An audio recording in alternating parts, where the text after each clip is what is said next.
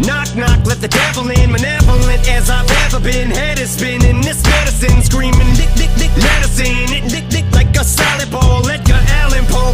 Well, it's time to find out if Sony actually did let the devil in this time. Because for the first time on this channel and in recorded history, I finally get to say, we are Venom. So Venom is the first new movie in the Sony-verse? The Venom-verse? I don't know. I don't really know exactly what it's called. It's just whatever comic book universe that Sony's trying to throw together, let's just call it that. This movie stars Tom Hardy as the title character of Eddie Brock, aka Venom. It also stars Michelle Williams. It stars Riz Ahmed as the bad guy. Come on, you guys pretty much should know who Venom is at this point. He's the one character that's like the most synonymous with Spider-Man. That's a big, huge, iconic Spider-Man villain, and he gets his own movie, except there's no Spider-Man. It's weird how that works. So in this movie, there are rockets that have been sent to outer space so that they can bring back alien life, so that they can maybe treat some illnesses on Earth. At least that's what the bad guy in this movie thinks. One of those rockets brings back some symbiotes, and then once the symbiotes get to Earth, all hell breaks loose. One of the symbiotes eventually attaches itself to Eddie Brock, a former disgraced investigative reporter. And then once he attaches himself to Eddie Brock starts experiencing all these different symptoms and changes. He starts losing his mind a little bit, and then something in his mind starts talking to him,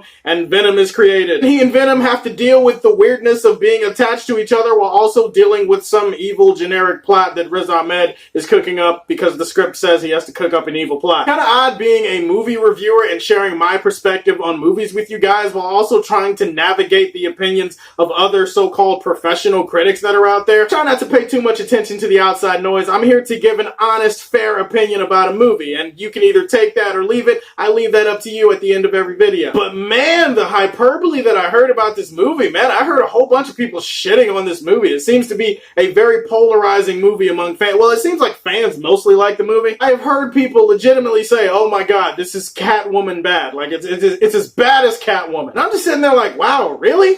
Bad as Catwoman? I mean, do you guys remember Catwoman? Like, have you seen it lately? Like, recently? I mean, you guys might want to go back and rewatch Catwoman, because I'll be honest, I don't see it. Is this a great movie? No, it is not a great movie. I will never tell you it is a great movie or an awesome movie or an amazing movie or whatever. It's a sloppy, messy, occasionally shitty movie that I had a lot of fun with, I'm not gonna lie. The best thing about this movie is Tom Hardy as Eddie Brock, aka Venom. The banter and the back and forth between Eddie Brock and Venom is some of the most hilarious, entertaining stuff of the entire movie. Whenever the movie focused on them, I had a blast. Granted, they do take some liberties with the characters, of course, because it's their own little Sony-verse and they have to take liberties, I guess. But for what the movie was going for, I honestly feel like if you're going to watch this movie for nothing else, watch it for Eddie Brock, watch it for Venom. As far as Venom himself, I'm gonna be honest, Venom looked good. He looked badass. Just like the Venom from the comics, except, you know, without the big white spider emblem on his chest. Can't help but watch some of the action scenes in this movie and just go, man, what if it were rated R though? Like, Venom, he chomps a couple of people's heads off in this movie, and obviously they edited it down so you can't see the blood or anything like that, but it's just like, man, I wonder if Venom could bite that guy's head off and we could actually see blood splurting everywhere. It's a fan thing. Like, maybe you could look at the movie and be like, oh, well, yeah, they could have made some of these action scenes rated R-like, but at the same time, the story that they're telling, I don't know that they necessarily needed this movie to be rated R. Also, I just got done seeing and reviewing A Star is Born, a movie that is literally built on music, and I say that to say that music can absolutely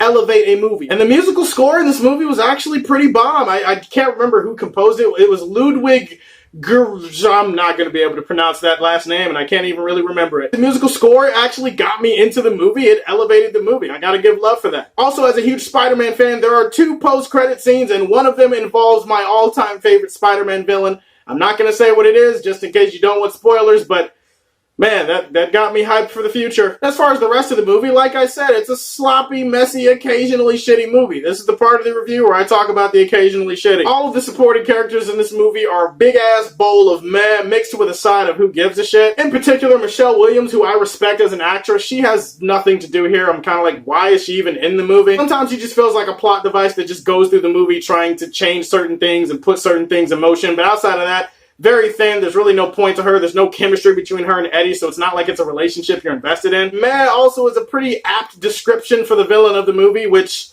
this movie didn't even need a villain. Because every time they cut to Riz Ahmed and his whole corporate bastard bullshit, I didn't care. I didn't care at all. Such a generic waste of space. He's one of those villains that he's trying to convince you that he's doing bad things for the right reasons, but the part about him being evil and being a total douche is not really explored in depth. He doesn't have any really compelling reasons for why he's bad. He's just bad guy because the script says there has to be a bad guy. And honestly, I felt like the first 2 acts were pretty solid. I felt like things were paced okay, and then the 3rd act happened, and we just went 0 to 100 real quick. I don't know what the fuck happened. Everything just started happening incredibly fast, and everything just felt incredibly rushed, and everything just coalesced and collapsed into this really rushed 3rd act. So many things are happening so fast that you can't even slow down really to think, okay, did that even make sense what I just saw? It feels like they dropped the budget before the 3rd act of the movie, and it was just, hey, let's just throw a bunch of CGI stuff on screen, and people will like it because CGI. If somebody came up to me and was like, Venom was a piece of shit, I hated it, I'd be like,